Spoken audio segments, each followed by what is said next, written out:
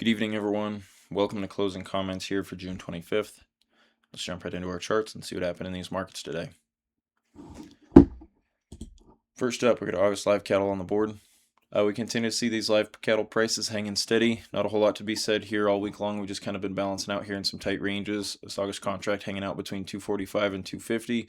We want to continue to see the bulls offer some support to this market and continue to put pressure up on that 250 line. Once we're able to get bids above that, we should see a pretty smooth sailing up into those all-time highs. This market should have some support down here into the low 240s. Anywhere between 43 to 45 will be a good spot for those buyers to step back in.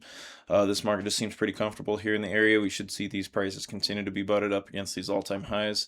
Bulls have a chance to strike here. We just need to get some offers through some of these prior week's highs, and we should see pretty smooth sailing back to those all-time highs. Next up, we got our August live cattle on the board.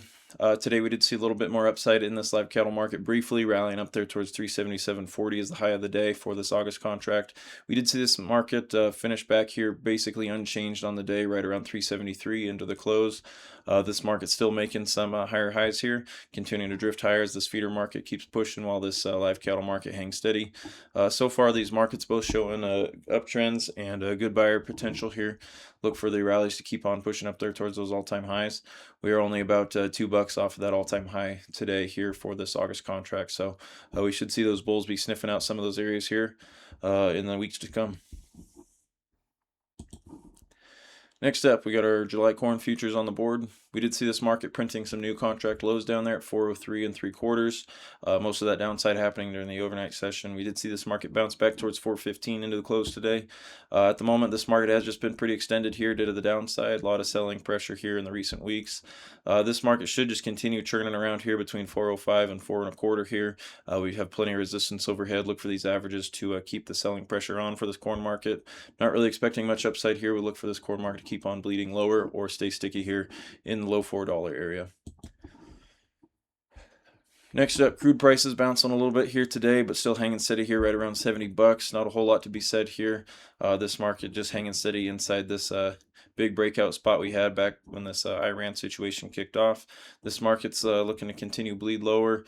We should see this thing continue to push down here towards 66.5, but this crude market should get comfortable once again down here in the $70 range, a lot like how we'd been trading here in the prior year or so.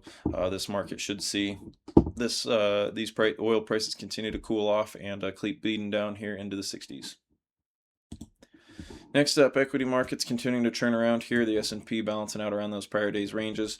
We did lose a little bit of ground here, and we continue to see some of these large cap, big pieces of the puzzle lose a little bit of ground. Some of our major components starting to slip down below their averages, so we could see this market have some continued volatility here in the near term. We are seeing this Dow index printing a new all-time high today, briefly getting up of 53,000.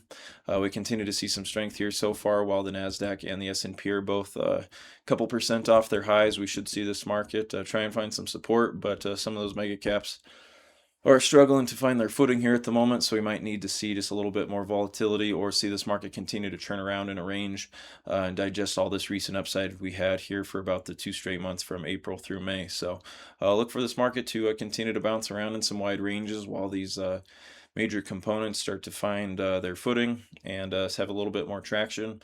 We still got a nice uptrend intact, a lot of good areas to be putting money still out there, so we should see higher prices here, but at the moment looking like this market's just going to need to take a breather and bounce around in this area for the moment. So look for more choppy action here in the near term in the S&P and the Nasdaq, while the tech sector's taking a little bit of heat and needing some time to get some traction, but stay strong over there in those Dow names, as some of those more industrial names have some more relative strength here in the near term. So keep looking for deals out there. There's plenty of good spots to be putting your money to work, and we should see higher equity prices here as we move into summer.